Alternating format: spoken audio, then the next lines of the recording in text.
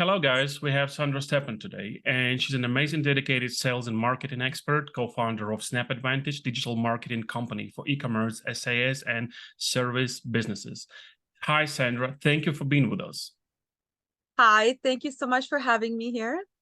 I'll have to share this with the audience. This is our second time recording because I actually failed to record the first time. We had two layers, both failed, and Sandra is so amazing. She agreed to do this with us again because I felt like her insights are so incredible that I will just rob you guys if we will not have Sandra again on our podcast. And here is she. Thank you so much, Sandra. Thank you. So Look, let's start. Sorry, Yeah. I was just gonna say, I think my hair looked better in the other one, but I think this will be a better conversation today No, you because it look was incredible. already a good conversation last time. So no, this is awesome. I'm happy to be here, and sometimes the second time is a charm. Hope so. I hope so. I know Sandra pretty much well after our previous recording, but I have to introduce Sandra to you guys. And I want to ask Sandra first. I want to ask Sandra to introduce her to you guys so you would know better.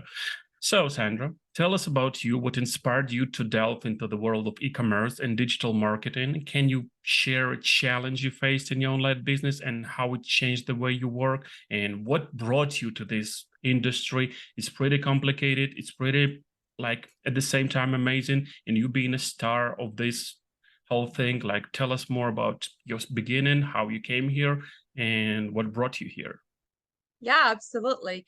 I actually didn't grow up thinking, oh, I want to become an e-commerce marketer because obviously e-commerce wasn't a thing when I grew up. So No one what did. brought me No to one did. no one did, right?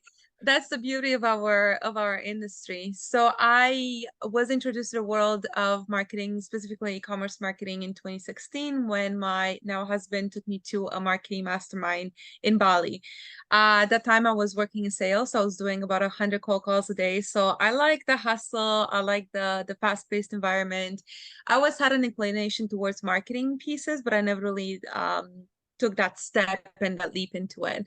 But I went to this marketing mastermind in Bali, and he at that time had a e-commerce store along with 30 or 40 other people. And when I saw that people make money online while, we're drinking sangria at a beach club, I'm like, yeah, let's do it. I said, I don't know what this is, but I want in. So the day after we flew back, I actually quit my job. I love that job, but I had to quit. So I joined Surge in his e-commerce startup. We built it together to a nice 7 figures. We were selling actually meditation jewelry at a time, and that was my first very, very deep dive into e-commerce and marketing, where I helped him with social media, email marketing, and then he taught me pretty much everything else in digital marketing. So that was in 2016. Since then, we started a marketing agency because we said, hey, look, we can help other brands, continue growing and rock their numbers.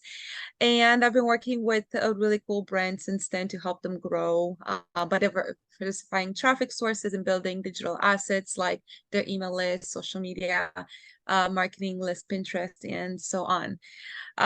You asked me about hurdles and any challenges that I've had in business. Okay. Yeah, like Lots of coming up, them. like starting this. Yeah. Yeah. Lots of them. Lots of them. So we always like to introduce ourselves by our successes. Oh, I built 2 successful ecom brands. I have co-founded this, I've co-founded that.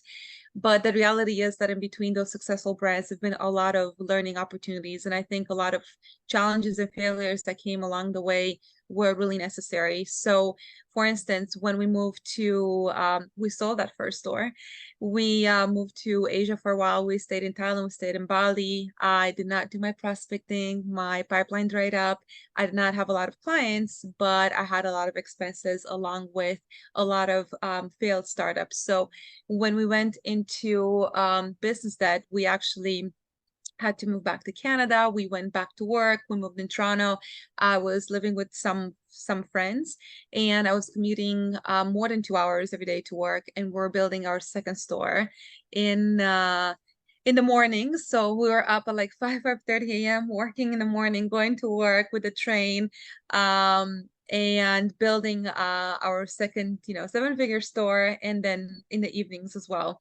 So a lot happened in between, a lot of challenges, but failures at the beginning was, I think, necessary in order to, build those successes. Yes, exactly. And I think this is the reason why marketers today have such a diverse background.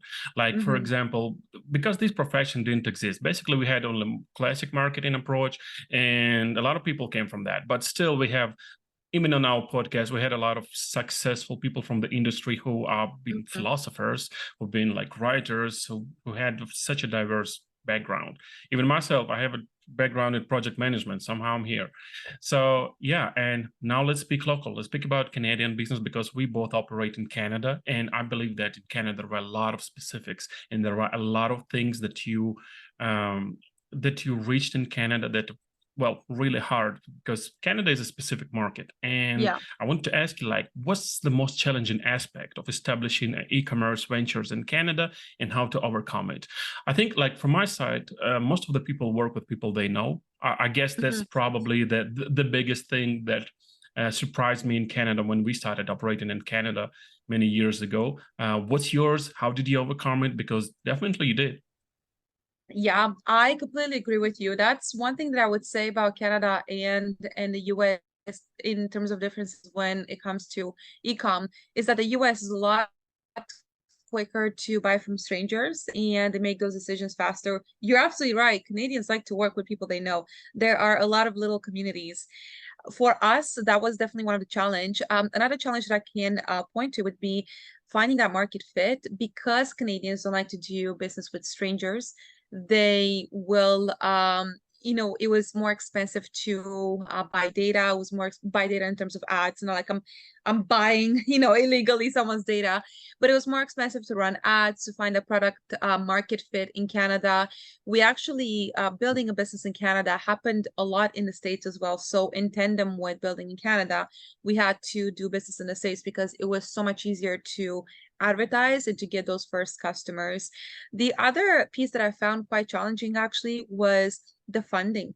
So while there are a lot of awesome programs for Canadians, for a lot of reasons we weren't qualifying, even though we were qualifying on paper and we thought we were qualified, we were not getting funding. So whether that was because we were selling a lot outside of Canada or because we're an e-com brand, we didn't have a brick and mortar, we found it quite hard to find funding. So for the first year, we had to bootstrap. Eventually, we did take some funding through ClearCo, which is Michelle Romano from Dragon's Den. She co-founded a company and they fund e-com businesses. She's actually one of my, like, I'm totally fangirling over Michelle Romano. So when we got the funding from her, I took a photo with her and I waited in the lobby and I was like, oh my God. But I don't know if you watched Dragon's Den, but that was one of my favorite shows. So getting funding was hard in Canada as well. And going back to that trust, like I said, people didn't like it that we charged in American dollars because we were an international business and selling online and charging in US dollars was so much easier for us. Canadians didn't like it. So really hard to break in the Canadian market, really, really hard to break. Yeah, it definitely is. But you overcame it, and now here we are. So our latest poll showed that people want to hear more about solutions, about something they can probably mimic in their work. This is why I have to speak about more difficulties.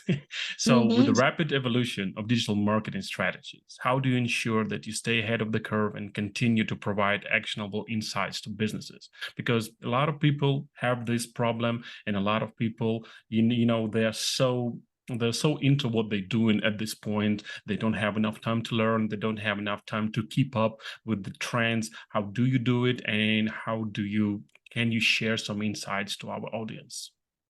Absolutely. So I serve businesses through my agency, but I also own my own e-commerce stores. And I found that the most knowledge that I've gained was actually through testing and trial and trying things on my own, especially when I'm spending my own money, whether that would be for ads, for hiring, for creating processes, for new tools, for new programs. It hurts a lot more when you spend your own money, obviously.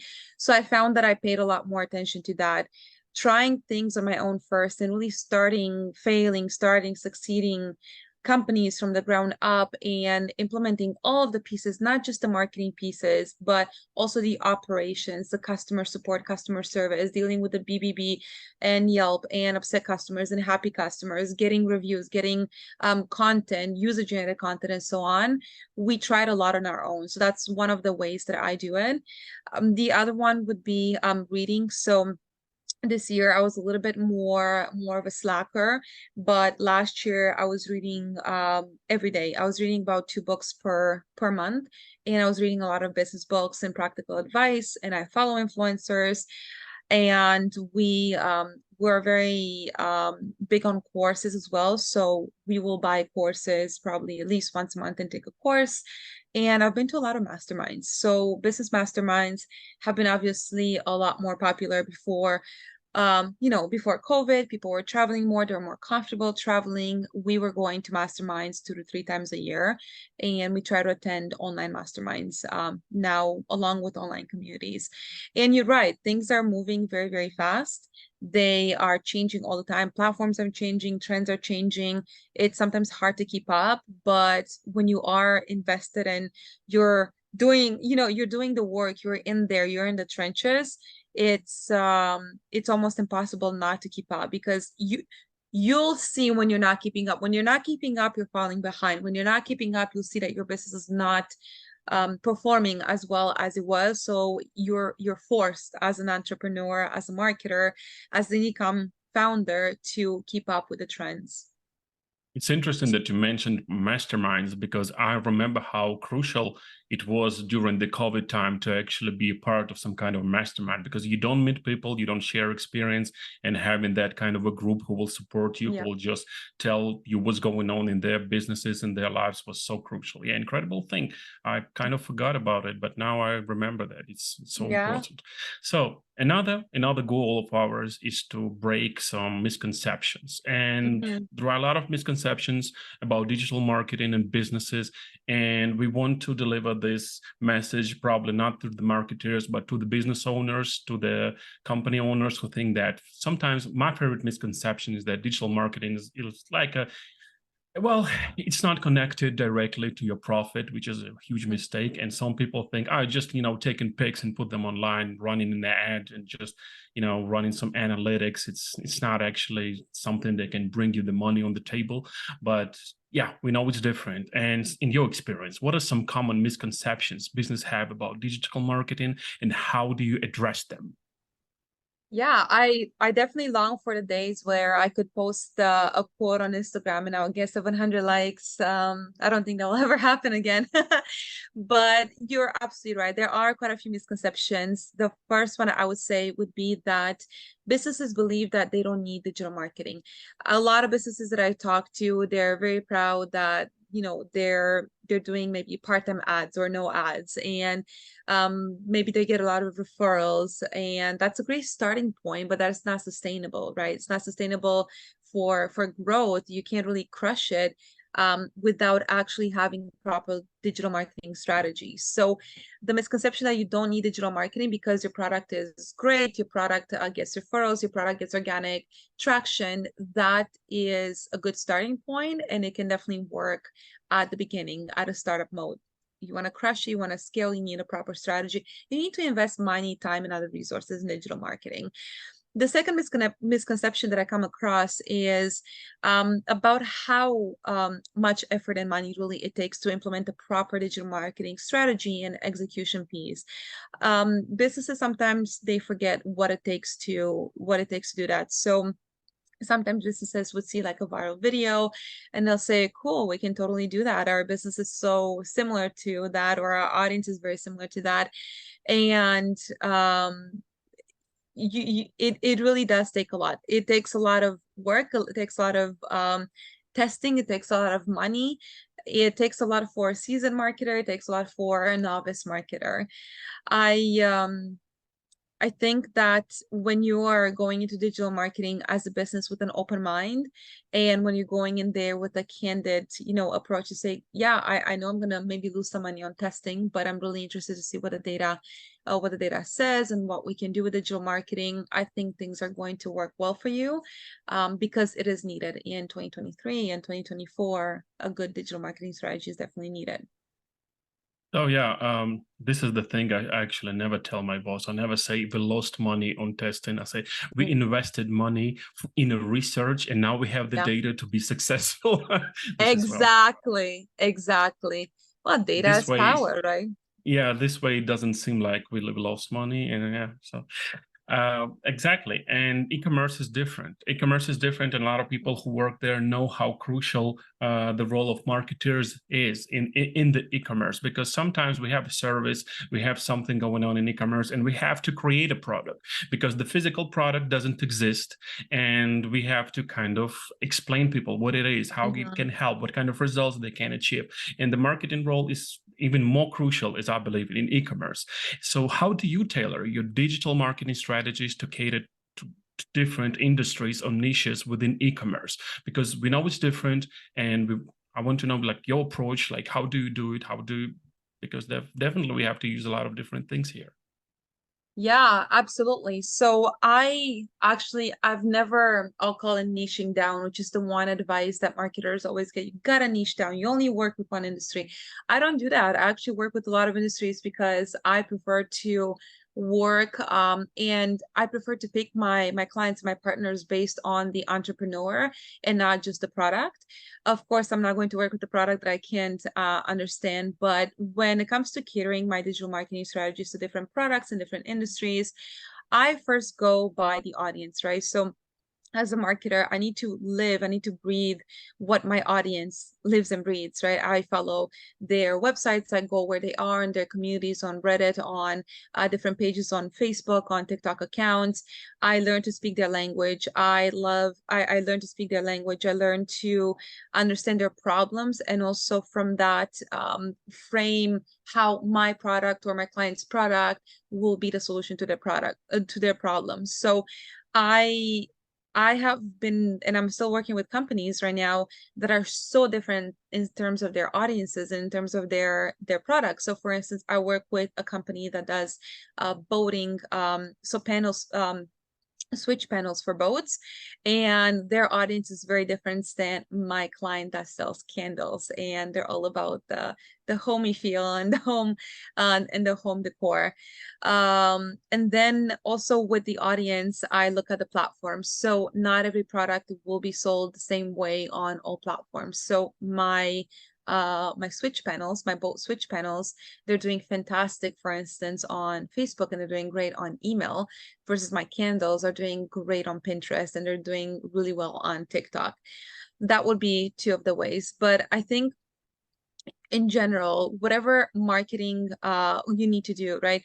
Whatever brand, whatever industry you're in, go where the customer is. So learn their psychology, learn how they think, how they talk, what's on their mind, what problems do they have that you are in a unique position to solve. And from there, then figure out your platforms and the language and, the vibe and the feel of your brand. But learn your customer and solve the problems, not the other way around. When you're creating your marketing strategy, it has to go around your customer. Definitely. And about Google, that's true. We had a research probably just a few days ago, and we just realized that, for example, we had a new audience and we wanted to research what they Google. And apparently they Googled much simpler things than we thought. We thought Yes. they would operate with so, difficult like sentences. They would ask something very specific. They were like, it was very simple. And Yes. I felt dumb, to be honest, because I was like, all right, it's that simple things they asked. And I was trying to work with something so complicated that it basically didn't work well. But we learn, we work, and we learn. And So, more questions about e-commerce, because we have a lot of okay. e-commerce guys in our audience, and I'm sure they will be happy to hear some news about that. Yeah. So with your experience in scaling e-commerce brands, what are some key factors that businesses often overlook? Because we talked about misconceptions. What about specific misconceptions and common mistakes that business do specifically in e-commerce? The one thing that businesses overlook, what I see over and over again, is the unsexy stuff. So that is the processes, the customer service, the reputation management, the supplier relations. Businesses often go for the shiny objects, right? They're often very focused on how their Instagram feed looks. Is it vibey enough? Does it follow the branding? There's, how's their TikTok? How's their TikTok voice? They're often quick to follow trends, which it's important, but it's not that critical. The most successful businesses that I've seen, and I'm talking about businesses that are making 10 millions a year, 20, 30, $50 million a year, they have the unsexy stuff really nailed down. So customer service, it's not just replying to an email, it's not just picking up the phone, right? Customer service is remembering your customer's names. So for our brand, actually, for our own brand, I pride myself in having, a very, very close to a 5-star rating. And I can't take credit for that because I have an incredible customer service manager that's been with us since 2018. And she is so good that our customers actually message her on her birthday because they remember when her birthday is. She remembers customer stories. She remembers to ask them about their brother, their mother, their sister, whoever was sick, and so on. Customer service is also your customers wanting to leave you a good review without you having to bribe them, right? Other things like processes and, if you're taking one person out of this role and you are onboarding someone new, are they going to be able to get onboarded in a short amount of time? Or are you hiring people because you like that person, they seem like a good fit, but you don't have actual SOPs and operations, right? So when you scale, you need to think about these things a lot more than you think about how good your Instagram looks or how many followers you have. I have, some of the stories that I've heard over the years, unfortunately, was when changes came to brands and they no longer want to work, let's say, with someone like me, my team, or my peers, and they would say, well, I just hired my brother, he just finished university and he's great with TikTok. And Sandra, you're not that good with TikTok. I'm not. No problem. They're great with TikTok. So they're going to take over our social media. And then I'm like, okay, cool. So are they going to do Pinterest? Oh, no, they don't know how to do Pinterest. I'm like, but dude, you're making like 10K a month from Pinterest, right? Do they know how to do, email marketing? No, they don't know how to do email marketing. Well, do they have a proper process for getting influencers on board? We'll just like figure it out with influencers, right? So the sexy stuff, it's very easy to get hooked on that, but the unsexy stuff is where scaling really happens. Along with that, my second piece of what businesses overlook when they're scaling is the strategy. So that goes hand in hand with my unsexy stuff. I'm saying that word a lot. I hope you're not going to have problems uploading this on your platform, but everything needs to have a strategy, right? So everything needs to have a playbook. So again, we want to dive into social media and influence marketing and email marketing right away and get stuff moving. But if it doesn't have a playbook of how is our social media going to look, what kind of content are we going to create, how is that content aligned with your other marketing pieces that you're planning this quarter and this year, right? So again, the businesses that have scale, they know their email campaigns pretty much a year in advance. Maybe they haven't created them all, or maybe they have, but they know what they're going to send out for promotional emails a year in advance. So with that, they have their editorial calendar of email marketing or of social media campaigns. Then we have our influencer campaigns. So we have a process for everything. We have a playbook for everything. So when we are sitting down every quarter and then every month, we're looking at our strategy, we're looking at our targets, and then we're looking at our playbook. Are we following our playbook, or do we need to change the playbook? So when you have these processes in place, that's when you can truly scale from what I've seen of working with dozens of e-commerce brands. Yeah, I know a company and a colleague who you just quit doing everything when Threads came out, and they were like, we need a digital thread strategy right now. Next 3 weeks, we only do that. And that leads me to my next question. That holistic approach matters, and that's the thing that you do. What role does holistic business growth play in your approach to digital marketing, and why is it essential for businesses to consider this perspective? Because as you just mentioned right now, you can't just like record TikToks, you can't just work with one thing. You have to have kind of everything at one place, and you have to deliver on all channels. So yeah, please share your perspective. Absolutely. So yes, I'm a strong advocate for holistic marketing ecosystem. And look, when I started advertising, when I started marketing back in 2016, it was a very straightforward process. It was money in, money out. So you knew if you put $1 into advertising, you would get $3, $4, $5 back. We didn't even spend a lot of time on, social media or consumer reviews or anything like that. Fast forward to now, consumers are empowered. They want to do the research. So with that, it means that you need to be on every platform, and you need to be on every platform in a way that you're utilizing the platform. So every platform serves a different purpose, right? So you may get a lead through Instagram ads, but you're not going to get a conversion until you get that person on your email marketing list, right? So straightforward, straight line ads, those are the thing of the past. Nowadays, consumers, they do the research. So when you're looking at your marketing strategy, you want to meet your customer, or your customer, your lead, your client, where they are in their sales funnel with you, and send the right message to them. So that may look like I said, it may look like an Instagram or Facebook ad. Someone seeing your product. Your product can be, I don't know, just funky red glasses, right? They're not going to rush to buy your glasses right away. They are going to be like, okay, cool. So Sandra's glasses look fun. The prices look good. Well, let me see what people are saying about Sandra's glasses. So they're going to go on either Facebook or Google or Yelp or BBB or other places to to review, to see what people are saying about your glasses. Then like, okay, cool, people are saying good stuff about the glasses, but then I want to see if there's any problems with them. So are they tagged on Twitter? Maybe are there any customer complaints? I want to see how the brand is acting on social media. What do they stand for? Do they share any stories? Are they replying to comments? Are they engaging? So they want to see not only what you sell, but how you sell it. What is your story? How do you interact with customers? And information, right? So in today's digital age, every brand, every company is fighting for that extremely expensive real estate that we call newsfeed or email inbox, right? So you got to stand out. So just having one ad or one platform or one post is no longer enough, because your customers are in many, many places, and your customers are using different media channels and digital channels for different purposes.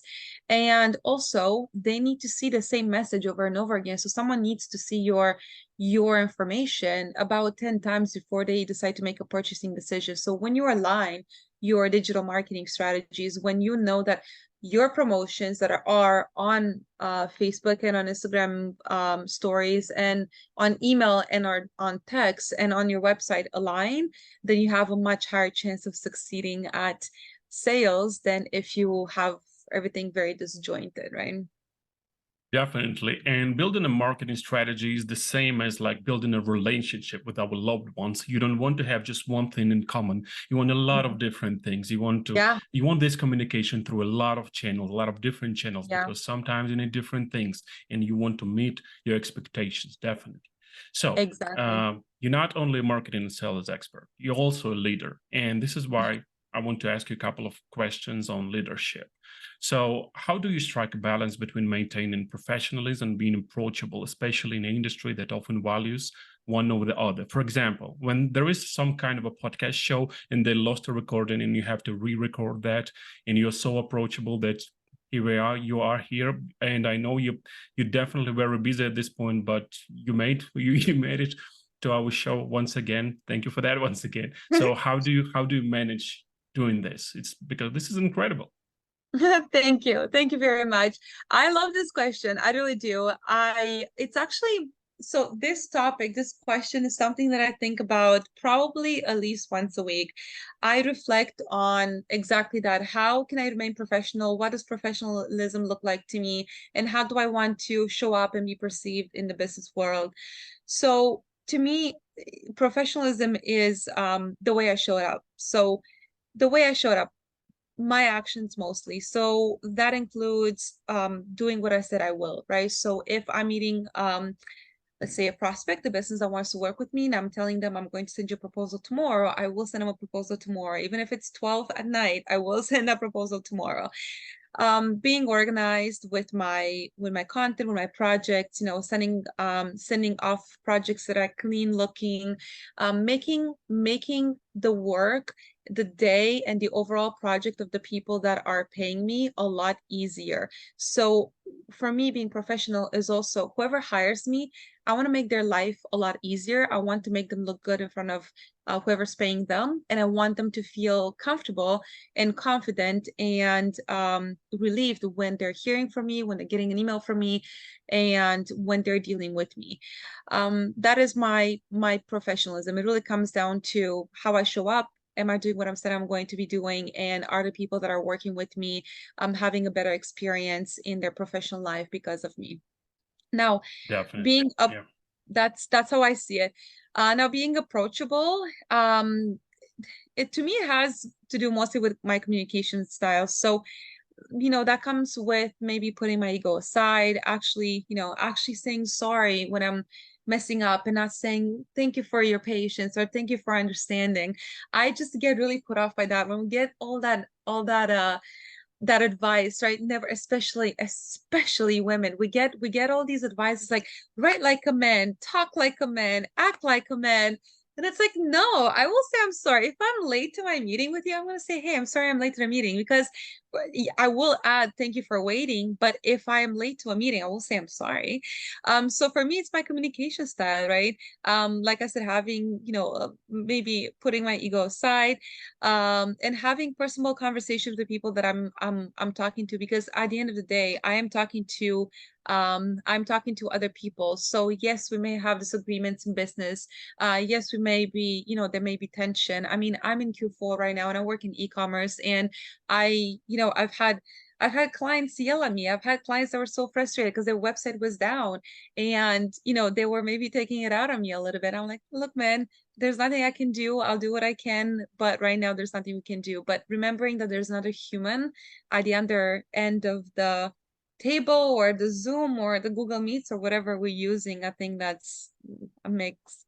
That's how I bring my approachable, I guess, That's side of. that's definitely how it feels, that you're very honest and sincere, and I believe this is a crucial part of you being Mhm. successful at building relationships with the companies and building your partnership. This is so important to have this attitude. I So the think last question about the leadership. Coming up from the company, I work in a company with 14 offices around the world, and most of the people work remotely.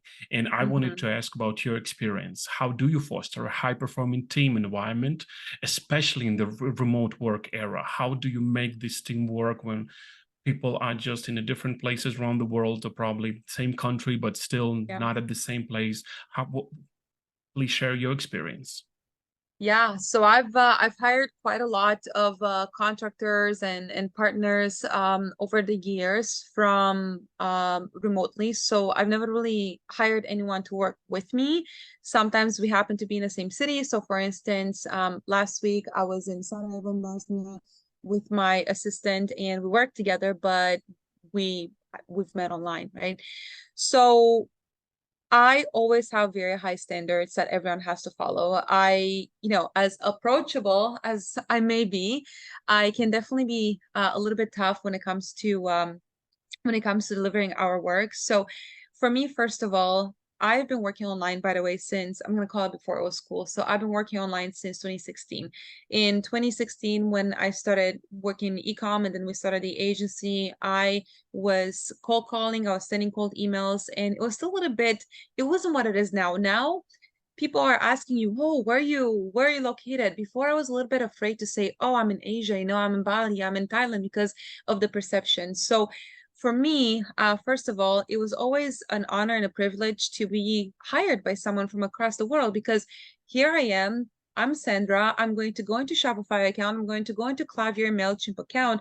I'm going to create campaigns that will make you money, and you're giving me the keys to your email marketing kingdom. Not only that, I'm asking you to pay me, and you've never met me in person. You've never felt my energy. You've never seen me how I react when something doesn't go my way. You've never seen me. You don't know where I live. I don't have a physical office, so you can't come with a baseball bat and beat me up if I mess up your business. So because of that privilege that I have of brands, businesses hiring me and paying me from across the world, I have to be extremely careful with how I deliver. So for me, it's a non-negotiable to have a high-performing team. So we have very high standards for everybody to follow. I have strict processes. I have a very good project management system where everybody collaborates. I do keep tabs on everything that is going on in our projects. And every week, everybody has to send me a report on where they are with every project, like I send to my clients, on where we are with every project. Are we on track? Are we not on track? If we're not on track, when do we expect to finish this particular project? And communication is important. So actually, one thing that we have been doing with our team for 3 years is we do implement core hours where everybody has to be available for communication. So as much flexibility as we offer with working remotely, work here online, between the hours of 10 and 2 p.m. Eastern, everybody has to be available at work. Of course, people take days off and whatever, but for the majority of the time, we rely on each other that we can answer Slack messages or emails between 2 and 10, 10 and 2, 10 and 2. Definitely. And being approachable and having high professional standards are not self-including things, basically, right? So you have high professional standards, but at the same time being approachable. I always want to be approachable, because in a lot of situations, I'm the first person someone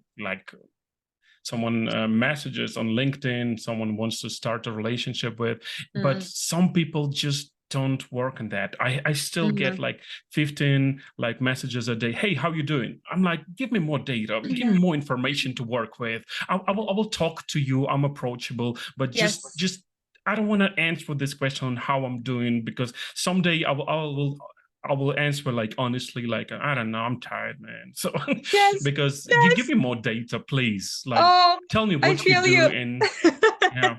So I really hate that. Yeah. Can I add a note to that? Because I feel the same way. So I am, look, I do cold outreach. I've been doing cold outreach since I got out of university. Honestly, that was my first job. I was in a call center.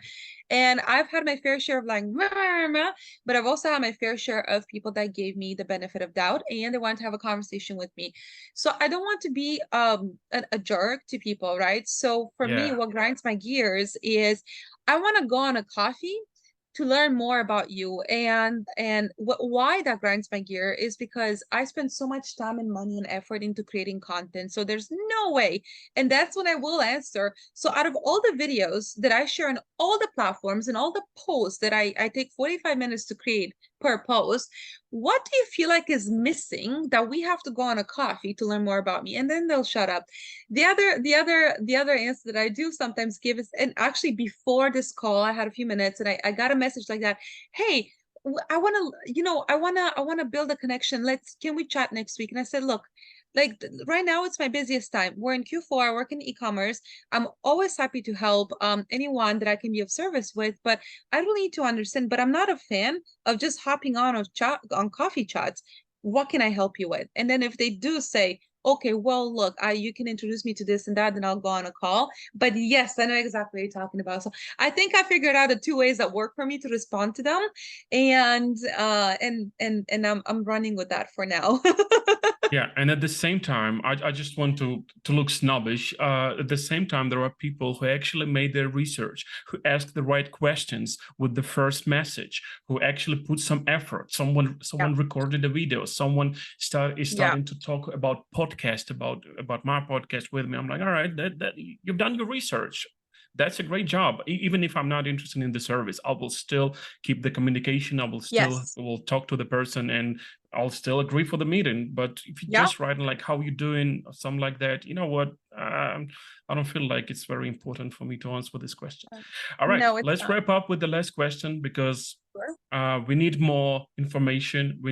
I will share all the details about Sandra, and SnapAdvantage in the description section. But lastly, I want to know what kind of advice would you give to budding entrepreneurs looking to make a mark in the e-commerce industry or any type of business at all, and maybe business owners too, because I know that there are a lot of business owners who want to make a right decision about their marketing strategy and they're not being marketing experts at the same time. For sure. Happy to give some advice. So if you're just starting out right now and you're at the beginning of your journey, the one piece of advice that I would like to share with you is don't step over dollars to pick up pennies, which is something that I see quite a lot with startups, especially startups that are so in love with their product, they're so in love with what they're doing that they forget the bigger goals. So focus on the activities that bring you closer to your goals. So that Instagram feed does not have to be perfect. That TikTok video doesn't have to have the perfect audio. Just go for it. You don't have to have the expensive camera and the microphone to start a podcast. Start a podcast with what you have. And I mean, you're the one that knows this a lot better than me. But when you're waiting for that perfection, right, you're just wasting so much time when you could be learning, because failure is actually what's going to help you grow. So think about the things that are making you bringing you closer to your goals. In the case of an e-commerce entrepreneur, that is sales, that is data, that is new customers, right? And that Instagram feed, do your Instagram, but it doesn't have to be perfect. And the second piece of advice would be to fail and fail a lot. If you don't fail, you're not going to learn, you're not going to grow. Failure is not a thing to be ashamed of. I have gone from very successful stores to having to go back to work, and I thought it was going to be like over, like, oh, I'm not an entrepreneur anymore, I had to go back to work. No, it was great. I could pay my bills and build a brand. And then I went back into just working for myself. And one thing that I've learned also the hard way was, not the hard way, it's just that ego piece. Live to serve. If you are an entrepreneur, if you're a business owner, the most successful business owners that I've met, they don't have that ego. They are not too good to, reply to a customer inquiry. They're not too good to initiate the meeting. They're not too good to send that meeting invite or to meet with a junior intern. They're kind. It doesn't mean you have to respond to 20 LinkedIn messages. Let's have a coffee a day. I'll give you one very specific example of why I didn't get a project once, and it's because the owner really liked me, but their marketing director was offended that I sent a Calendly link instead of asking him directly, what times are you available? And he felt very offended that I made him book a meeting in my Calendly link because he thought he was above me, and he's too good to, book a meeting, because the one that initiates a meeting is the one that needs the other person.